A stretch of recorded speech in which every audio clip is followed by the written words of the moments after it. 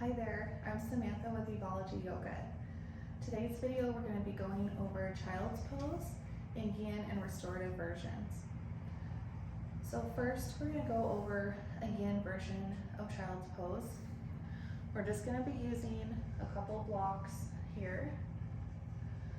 So taking a block on the medium setting on the top of your mat, and then taking and placing another block, a second block on the low setting, about 3/4 of the way up to the top of your mat. So when coming from Child's Pose, if you're in a seated position,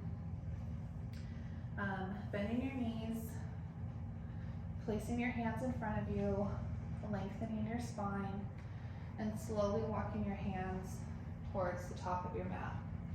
And again, you can take your hands and adjusting your position to your blocks or your blocks to yourself, whichever is easiest for you. And taking your head and just resting it on the top block or on this first block, and then we're going to take this block at the top of our mat and resting our hands on. This is going to be a really good shoulder opener here. Child's Pose is going to be a good stretch for your shoulders, your neck, and your back. So we just want to be very careful here of getting into this pose and then where our props are at. So if you have any tension or tightness in your shoulders, maybe not bringing the block to the top and maybe resting your hands just along your side here. You can also bring them under your shoulders if that feels good too, or maybe coming around and just giving a little stretch, a little forward stretch to your shoulders here. If it feels good to stretch out, lengthening your spine, opening your shoulders, and resting here.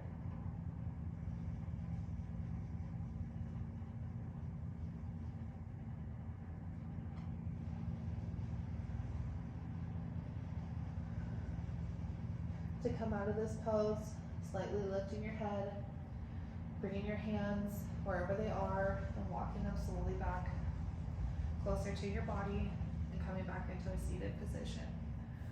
And again, depending on the length of time that you have for your practice, whether holding poses for rounds of breath or minutes, Yin poses are traditionally held for about 3 to 5 minutes, whereas restorative poses can be held 3 minutes or longer, maybe 5, maybe 7, maybe 10, whatever time you have and whatever you need during your practice.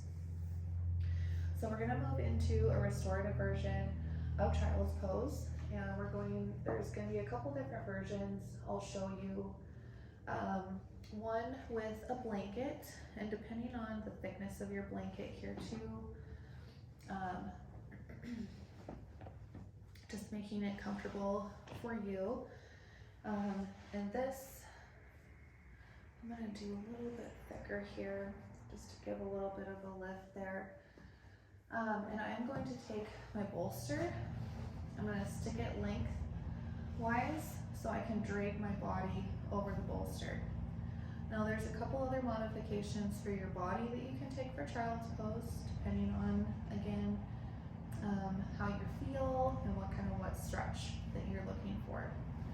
So it is easier if you are doing a restorative pose with a bolster to take your feet, leave your feet together and your knees wide.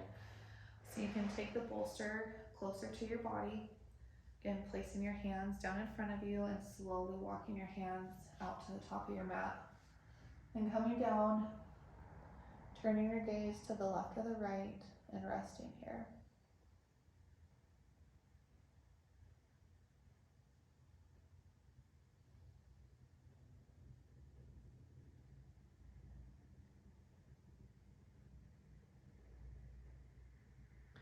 When you're ready to come out of this pose, slightly lifting on an inhale, walking your hands back closer to your body, and going into the next pose. Another version that we can take care,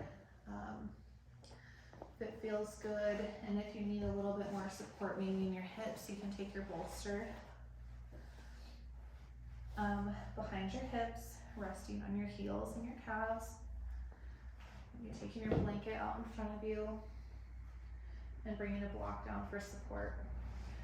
So again, here you just kind of want to sit on that bolster, getting a good position, bringing your hands down to the mat, slowly walking down, resting on your forearms, adjusting your props, and coming down to rest.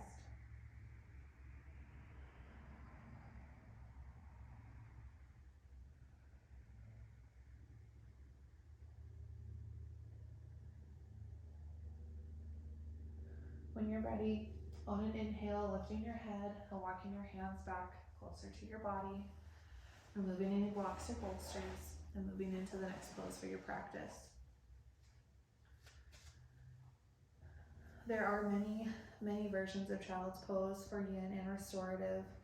You can use your props, blocks, bolsters, blankets, pillows, whatever you have, or you can just simply use your body. You do not have to use any props here, especially in a yin practice. You want to get into that connective tissue, really diving deep into your muscles and your joints, and really breaking up that connective tissue and helping with mobility over time. So I hope this video has helped you today, and I hope that I can help you in the future. More videos, one-on-one, or yoga classes locally. Thank you very much. Have a great day.